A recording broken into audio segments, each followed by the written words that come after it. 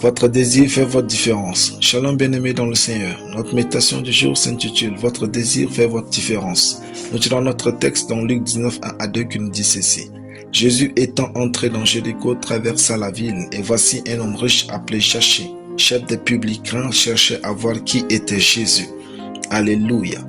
Le texte dit clairement qu'il cherchait à voir qui était Jésus. Le verbe chercher à voir est une traduction directe du désir ardent de chercher de voir Jésus.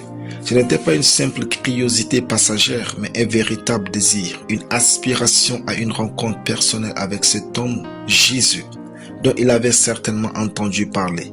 Ce désir est le moteur initial de toute son entreprise. Le désir n'est pas la volonté. La volonté est un souhait et le désir est une action.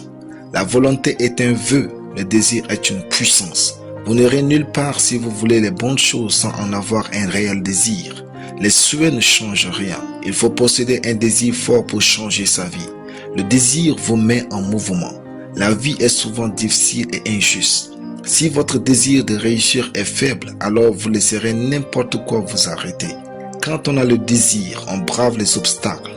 Car face à l'obstacle de la foule et de sa petite taille, Zaché ne s'est point découragé. Son désir était ardent. Sachez que les obstacles de la vie existent pour séparer les plaisantins des gens sérieux. Les défis révèlent simplement le niveau du désir de chacun. Pour réussir, votre désir doit être plus fort que ce que vous voyez. Quand on a le désir ardent, on n'est pas figé sur ses faiblesses. On regarde plutôt à ses atouts et à ce que Dieu a disposé dans la nature.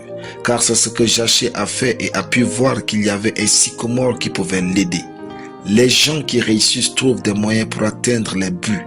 Tandis que ceux qui échouent trouvent des excuses pour rester médiocres ou stagnants. Votre succès ou échec restera toujours le choix de votre désir.